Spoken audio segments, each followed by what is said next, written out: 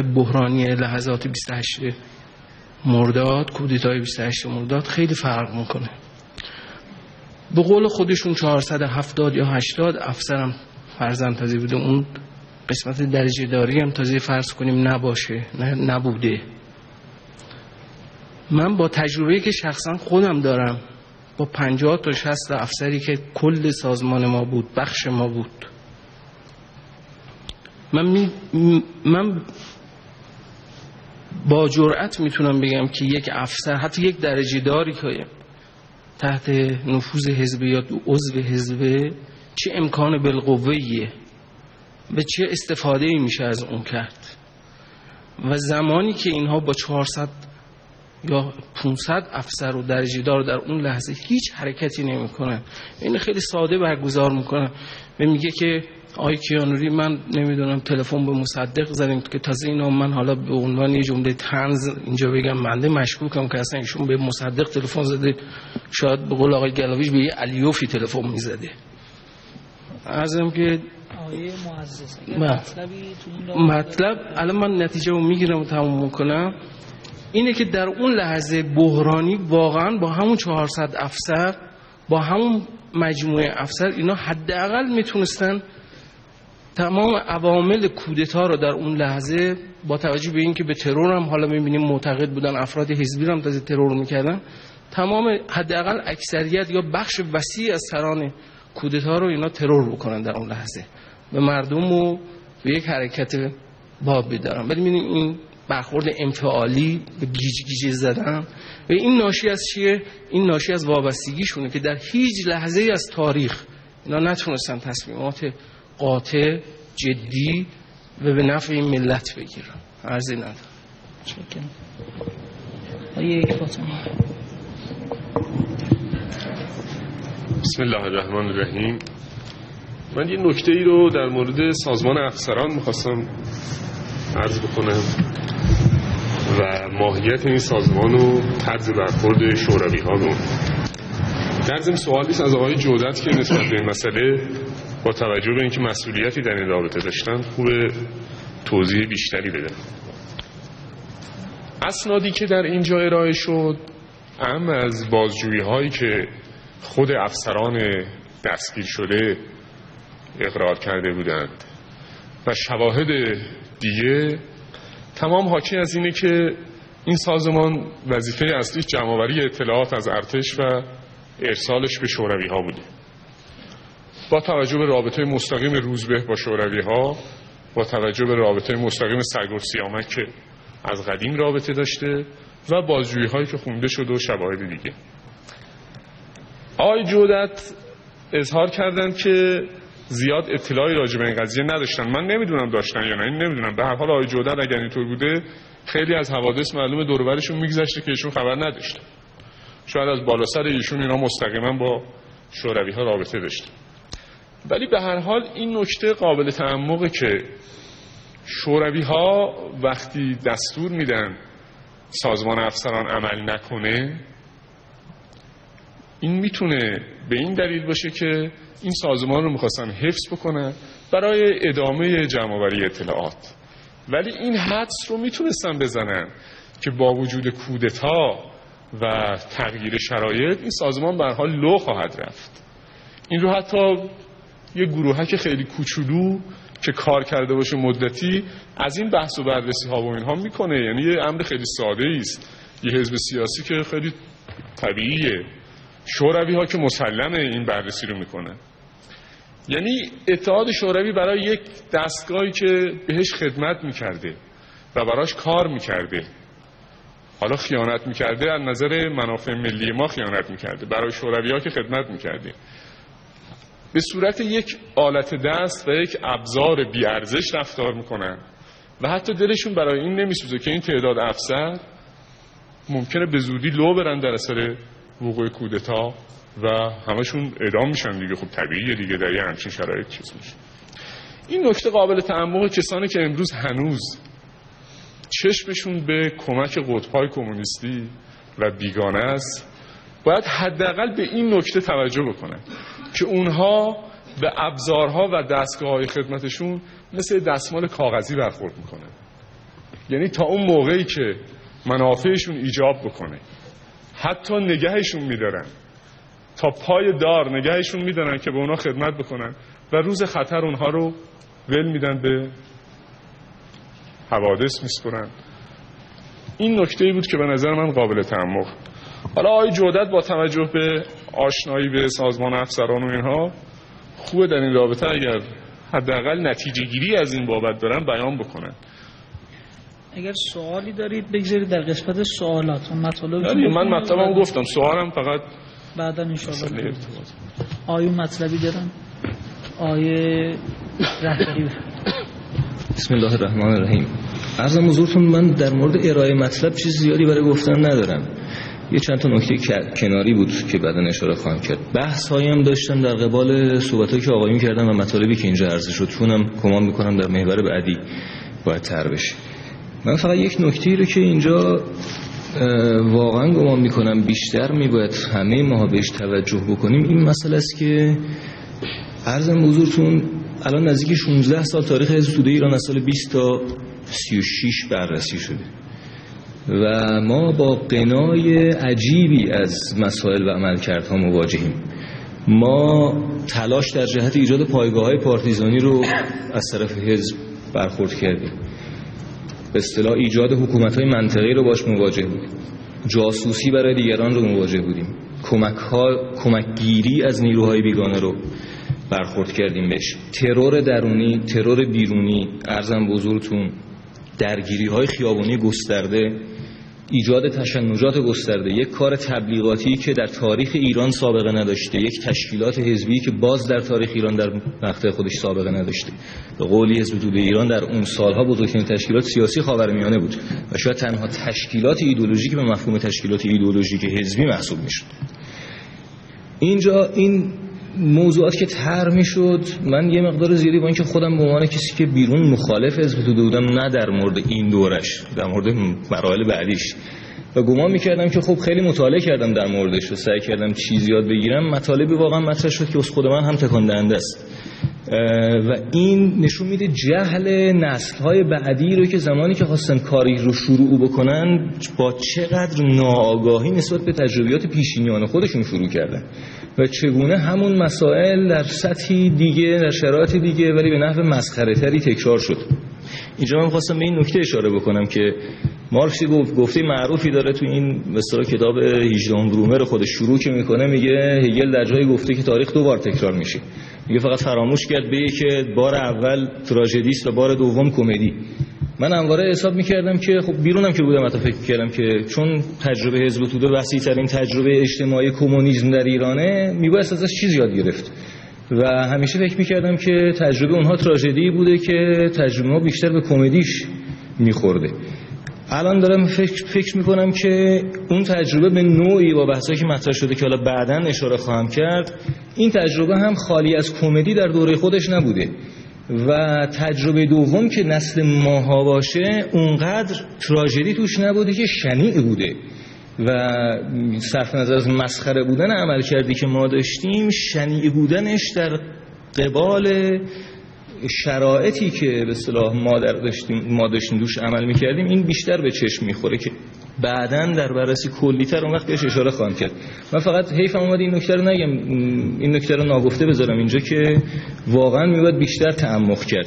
همینجور که این بحثا در مورد ترورها مطرح میشد، همینطور که این بحثا در مورد تصمیمات ضد و نقیض تشکیلاتی مطرح میشد، یک موقع تصمیم میگیریم فلان کار رو بکنیم، بعداً رد میشه، بعداً جمع‌بندی میشه ازش، کاسه‌کوزه سر این شکسته میشه، سر اون یکی شکسته میشه، فلان کس خائن قلمداد میشه و همان کسی که خائن بوده بعداً بت ساخته میشه ازش. این حرفا همینجوری داشتم فکر میکردم، میبینم که ما از دوره ورشکستگی گسترده گروه‌ها در ایران مدت زیادی نگذشته و ما به چه سرعتی همین اینها رو داریم تکرار میکنیم و تکرار کردیم و واقعا جای تعمق داره این مسئله.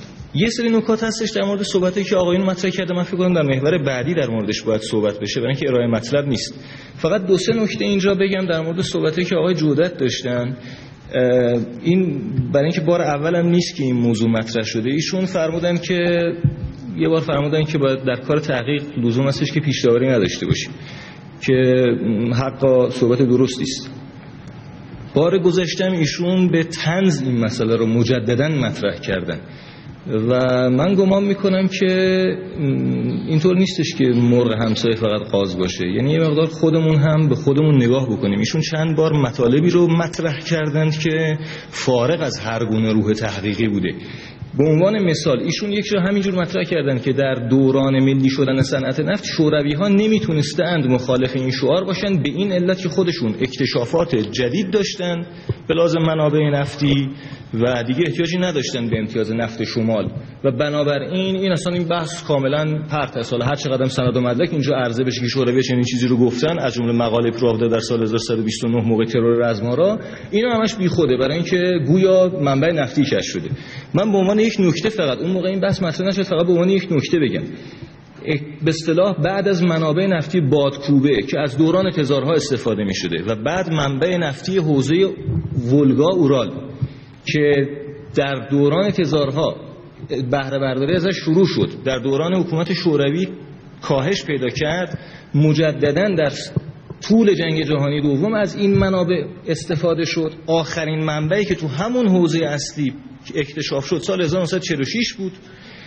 در لهستان سال 1945 اینها منابعی رو پیدا کردن که اینا همش تاریخش ماقبل این بحث به اصطلاح طرح امتیاز نفت شماله و منطقه‌ای که در حوالی منچوری هست که در دست ژاپنیا بود که با 44 45 1944 45 شوروی‌ها اون منطقه رو اشغال کردن، شروع کردن اکتشاف کردن. بزرگترین اکتشاف نفتی شوروی‌ها برمیگرده به اواخر دهه 60 که منابع سیبری هست. بنابراین اصلا بحث اکتشاف منابع جدید نفتی از طرف شوروی مطرح نبوده. این حالا بحث مهمی اونقدر فی نفسه نیستش، فقط مسئله نحوه برخورد کردن ما به مسائل. یا باز ایشون دوباره استدلال کردن که آقای پرتوی این نکته رو به درستی جواب دادن. من فقط به عنوان یک به اصطلاح فاکت تاریخی اینجا بیارم این مسئله رو مطرح بکنم. ایشون گفتن که جاسوسی ابرقدرت‌ها بعد از جنگ جهانی دوم اساساً خصلت تکنولوژیک داشته در اون سالها و در ایران هم تکنولوژی نبوده که رو شوروی‌ها بخوان به اصطلاح کار جاسوسی ویژه انجام بدن و به این ترتیب این جمله ایشونه در نتیجه جستجو برای اینکه بفهمیم تا شوروی‌ها در سال 22 از طریق سازمان افسری دنبال اطلاعات جاسوسی بودن دور از واقعیت است و این حقا که روش تحقیق نیست. این منبع رو که من الان ذکر دارم میکنم کتابی است از جی.سی. هوروویتز که تحت عنوان سیاست خاورمیانه بعد نظامی نوشته شده زیر نظارت شورای روابط خارجی ایالات متحده آمریکا که این بررسی تاریخ نظامی خاورمیانه است. در جزئی از این کتاب که بعدا اگه لازم باشه صفحاتش اینا هم گفته میشه اشاره میشه که ایران اگرچه مشمول دکترین ترومن نبود مانند یونان و ترکیه ولی مجاز شد سلاح‌های دوران سلاح‌های مدرن تهیه بکنه. دریافت جنگ افزار با طرح‌های نوین، آخرین طرح‌های جنگ افزار آمریکایی از سال 1947 48 آغاز شد. ایجاد یک نظام کامل و منسجم آموزش نظامی، مدرسه نظام نوین با سبک آمریکایی از همون سال آغاز شد. ارسال افسران ایرانی به آمریکا برای تربیت شدن به مثابه مربی با پیشرفته ترین فنون نظامی آمریکایی از سال 1329 شروع شد و این افسرهای فرستاده شده در از 1 سال یا 2 سال دوره میدیدن برمیگشتن. قوای ارتش از سال 1325 تا 1330 در عرض 5 سال از 65000 نفر به 123000 نفر رسید. نیروی هوایی 3 برابر گسترش پیدا کرد و کلی تجهیزات نوین. یعنی این بازم این بحث اصلا فرعیه، یعنی این نکته رو میخوام بگم تمام این نکاتی هم که مطرح شد این توی به اصطلاح این مباحثی که ما اینجا داریم فرعیات این آمار. ولی نکته اینه که زمانی که صحبت میشه از یه طرف سند رو میشه، خب این تحت این عنوان کلی که آقا شوروی‌ها اون موقع دنبال تکنولوژی بودن یا نمیدونم عرضم بزرگتون ایران که تکنولوژی نبوده بخوان چنین استفاده بکنن یا منابع نفتی خودشون کشف کرده بودن احتیاجی به نفت شمال نداشتن یا عرضم بزرگتون جنگ سرد بوده. خب طبیعیه این استدلالی که ایشون یه جا داشتن سر اینکه آمریکا نمیتوانست با حاکمیت آمریکا شوروی نمیتونست با حاکمیت آمریکا در ایران و کودتا موافق باشه. چرا تحت این عنوان که ظاهرا خب سوسیالیسم با امپریالیسم در تضاد است. الازار اون دورم جنگ سرد بوده، توافقی نمیتونست صورت بگیره. این حرفا که در مورد اون هم جداگانه قبلا اشاره شد. حقیقتش اینه که این نحوه هم همچین نحوه برخورد تحقیقی جدی نیست. میگم این نمونه فقط برای این ذکر داره میشه که به این نحوه کلی حکم ندیم و یه مقدار اگر صحبت میشه که ما پیش داوری نداشته باشیم تقاضا این هستش که آقایون هم پیش داوری نداشته باشن. عرض آیون اگر سوالی در ارتباط با مطالبتون دارید بفرمایید که ایشون جواب.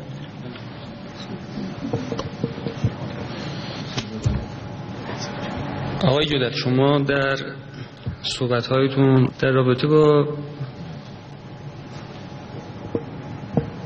مسئله جاسوسی که توسط افسران سازمان نظامی صورت می‌گرفت گفتید که کم امری نبوده و اصولاً شوروی‌ها به یه همچین اطلاعاتی احتیاج نداشتن. آقای پرتویی دیروز اقاریر یک عده از افسران سازمان نظامی رو خوندن که مدعی شده بودن اینها این کار رو می‌کردن. به علاوه دستگیری کوزنتسوف که همراه با یک استوار توده‌ای بودن، استوار در حال رد و بدل اطلاعات بودن، هم ایشون دیروز بهش اشاره کردن. با توجه به این مسئله و بی اطلاعی شما بخواستم ببینم این ارتباطات چطوری انجام می‌گرفته یا اینها مثلا واقعیت نداره، چطوری هستی؟ من از ارتباط موجود بین تک تک افراد سازمان افسری و سفارتخانه، اتفاقا شوروی اسمش برده شد، نه اطلاع داشتم و نه میتوانستم اطلاع داشته باشم. من فقط مدتی که در آنجا ارتباط داشتم عرض کردم، فقط سیاست حزب را، سیاست روز حزب را برای اونها تشریح می کردم و به سوالات اونها در این باره جواب می دادم. از سازمان افسریم از لحاظ تشکیلاتی کوچکترین اطلاعی نداشتم، فقط اون عده افراد رأس را می شناختم و با اونها جلسه داشتم.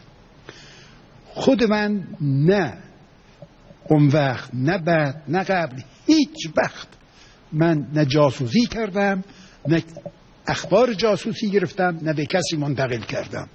تصور منم این بود که شوروی ها به طور کلی، نه تنها شوروی ها، آمریکایی ها و غیره، همه به طور کلی به تکنولوژی اهمیت میدن.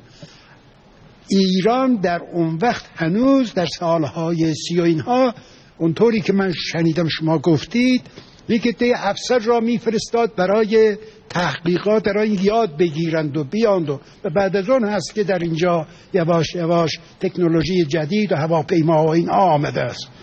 این است که من تصورم این بود که چیزی نبود در اینجا از این بابت که اونها ندونن و بخوان که این را برارن. حالا شما میگید که اینها گفتن که اینقدر آدم است، اینقدر فلان است. خیلی خوب، ممکن است گفته باشن.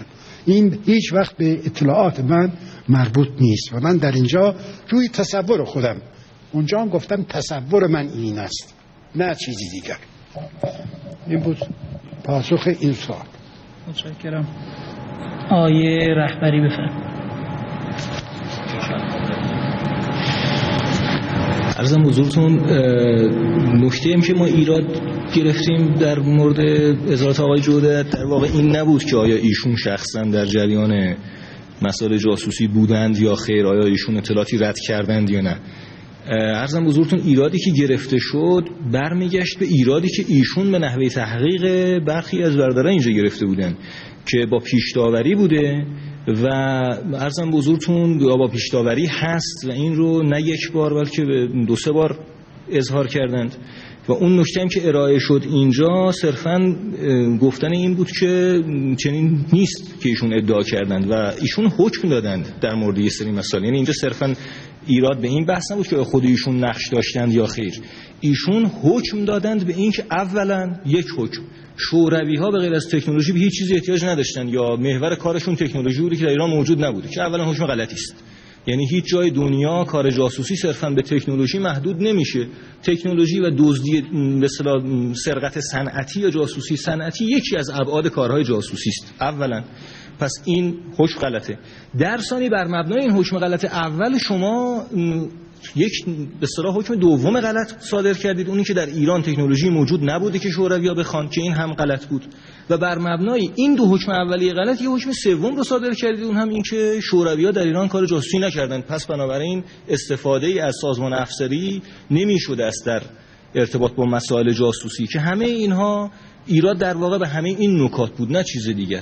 به علاوه این که باز نسبت به روش تحقیق شما ایراد داشتید، من خواستم بهتون بگم که چند تا مسئله رو که شما ذکر کردید به عنوان حکم قطعی که بر این مبانی نمی‌شود این استنتاجات رو کرد، من خواستم صرفا بگم که این به اصطلاح نظر شما صحت ندارد، با وقایع تاریخی و اسناد موجوده تاریخی خورن نداره و خلاف این چیزها هستش و میشه چنین استنتاجاتی رو کرد، مگر اینکه ما بخوایم مورد خاص استنتاجی رو با مدرک یا سند یا به اصطلاح بحث مستند دیگری رد بکنیم که شما چنین کار رو نکردید، صرفا به اصطلاح صدور احکام کلی بسنده کردید. این نکته بود اینجا، صرفا چیز دیگه هم نیست. البته من به طور کلی از بحث اجتناب میکنم. اون روزم من عرض کردم من مطالبی را که خودم حاضر کردم اینها را بر روی سوالاتی قبلا داشتم اینها را مطرح کردم و این جوابها را نوشتم. الان اینجا میخونم، الانم از حفظ بخونم یک کمی، از حفظ بگم یک کمی طولانی تر و شاید در بعضی از موارد زیاد میشه یا کم میشه. این است که من از روی اون چیزهایی که نوشتم میخونم و در اونجا یک چنین چیزی گفته شده بود که این جودت از چه کانال جاسوسی میکرد یا اخبار را به شوروی ها میرسوند. یعنی مثل است که این مسلمه که این جاسوسی میکرد و میرسوند، حالا کانالش را میخواهید بده. البته اگر سوال اینطور باشد که آیا شما هم جاسوسی میکردید، آدم میگه نه، شما اگر دلیل دارید بفرمایید که من جاسوسی میکردم. این غیر از این است که آدم بگه از چه کانال جاسوسی میکرد. این فرق میکند.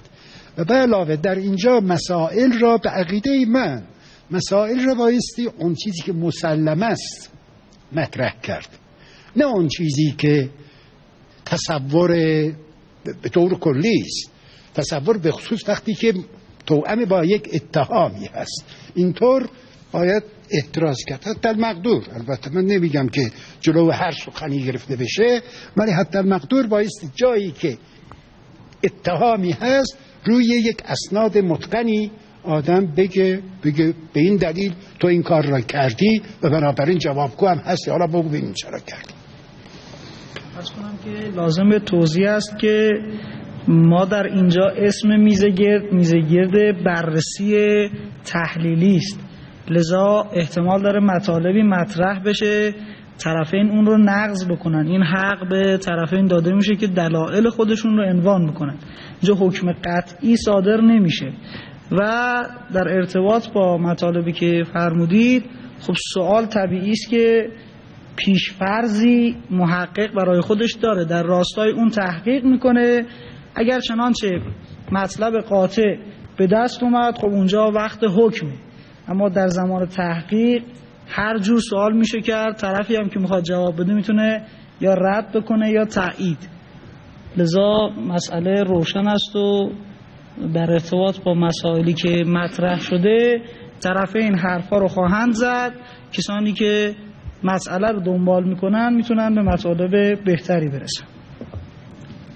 آیه خرسان.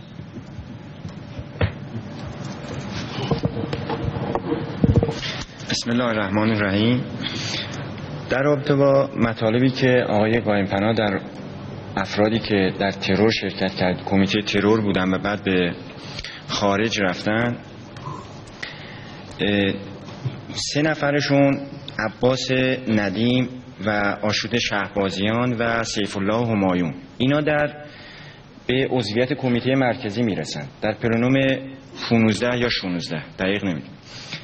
طبق مصوبه پلنوم 16 هم یکی از مصوباتش این بوده که در اوایل انقلاب تشکیل شده بود، همه افراد کمیته مرکزی باید به ایران برمیگشتن. این هم مصوبه پلنوم 16 همه. ولی ما می‌بینیم این 3 نفر که مستقیما در ترورها شرکت کردن به ایران برنگشتن. با توجه به این که در پلنوم 16 هم آقای کیانوری به دبیر اولی انتخاب شده بودن، میتونن علت این مسئله رو بگن چرا این 3 نفر به ایران نیامدن؟ آیا دلیل خاصی داشته و بی ارتباط در این جریان ترور اینا نبوده؟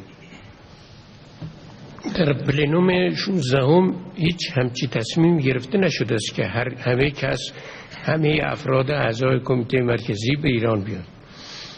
غیر از این 3 نفر افراد دیگه مثل داوود نوروزی که عضو کمیته مرکزی بوده نخواست به ایران بیاد و ما اجباری نداشتیم. آمدن به ایران داوطلبی بود، یعنی کسانی که مایل بودند بیان به ایران اونا آمدند. این ترتیب هیچ گونه اجباری نبوده و این 3 نفر هم که گفته شد اینها هم نخواستن بیان، کاملا روشن است. آیون سوال دیگه هست؟ آیون مطلبی دارید؟ سوالی از دیگر؟ اولا نفر سومی که گفته شد سیفی عضو کمیته مرکزی نبود. اون نفر سوم که در پلنوم 15 عضو کمیته مرکزی شد و قبلا جزو ترورها بود صفیه حاتمی بود. یعنی 3 نفر شهبازیان، ندیم و صفیه حاتمی، اینها به اصطلاح در پلنوم که قبلا در این کمیته های ترور و در این جریانات بودن، اینها در پلنوم 15 به عضویت مشاور کمیته مرکزی در آمدن و من دیشب در صحبت خودم هم گفتم که این اصلا یه مسئله قابل سوالی است برای ما که اون موقع اصلا نمیدونستیم. هم ردیف تعدادی از افراد اینها هم وارد کمیته مرکزی شدن و به این طریق به سطح بالاترین چیز به اصطلاح ارگان حزبی بالا برده شدن. اما واقعیت این است که به نظر من این 3 نفر به دلیل همین جرائمی که داشتن اینها به ایران نیامدن، نه این که خلاصه چیز باشه، چون معلوم شما که خبر نداشتیم، حالا معلوم میشه که دارای چنین سوابقی بودن و اگر می آمدن اینجا گرفتاری های زیادی پیش می آوردن، بنابراین حتما بهشون یا خودشون نخواستن یا بهشون توصیه شده که نیایید به ایران. این نظر من هست. اجازهتون خواستم شاید نکته رو که در سخنان دیروز آقای کیهان بود و به نظرم رسید که اشاره‌ای باید به اونها بشه عرض کنم. آقای کیهان در بین صحبت‌هاشون و انتقاد بجایی که از مواضع رهبری حزب در اون سالهای مورد بحث کردند، از جمله گفتند که این اقدامات بیانگر، این جملات رو من یادداشت کردم، اقدامات بیانگر ضعف تئوریک اعضای کمیته مرکزی و رهبری حزب بوده. حتی ما بحث‌های مفصل تر تئوریک رو میذاریم برای پایان این مجموعه جلسات میزگرد، ولی اینجا فقط من به عرض برسونم که ما اون چیزی که از روی اسناد مدارک طی این دوره تاریخی که مورد بحث قرار دادیم نشون دادیم این بود که اصلا تئوری مطرح نبود. حزبی از بنیان بر اساس وابستگی تشکیل شده و در جهت منافع شوروی ها و هر جا هم که اونها گفتن حتی یک مصوبه نمیدونم اعلامیه کمیته مرکزی رو هم پس گرفته. به این ترتیب مسئله تئوری فقط لفافه‌ای برای اقدامات بوده و اصولا حالا نه تنها در مورد حزب توده، ما اگه جریان به طور کلی در جنبش کمونیستی بررسی کنیم می‌بینیم که همه جا احزاب کمونیست سعی کردن که اقدامات خودشون رو براش یک توجیه تئوریک پیدا بکنن که حالا در موارد مشخص میشه در هر موردی بعداً بحث کرد. پس بنابراین مسئله اینجا ضعف تئوریک نیست، بلکه قدرت وابستگی است که منجر به این اقدامات شده. دوم، گفتن که حزب طبقه کارگر حق تشکیل سازمان نظامی ندارد و بنابراین این کاری که انجام شده مغایر اصول حزب طبقه کارگر است. بحث اینه که ما اگر نگاه کنیم از خود زمان لنین تا امروز همواره احزاب طبقه کارگر سازمان نظامی ایجاد کردند، در مواردی هم با همین سازمان نظامی و توسط کودتا پیروز شدند و به قدرت رسیدند و در این مورد در نشریات مختلف تئوری پردازان شوروی که مورد قبول حزب توده هم بوده اینها رو تئوریزه هم کردند که اصلا مسئله ارتش عبارت است از نیروی ذخیره‌ای که میتونه در خدمت انقلاب یا ضد انقلاب باشد و بنابراین کمونیست‌ها وظیفه دارن در ارتش کار کنن، این نیروی ذخیره رو در جهت مقاصد خودشون به کار بندازن. که ما بعدها در آخر اون بحث وقت در جمهوری اسلامی بحث میکنیم مفصل به این خواهیم پرداخت. بنابراین این اصل هم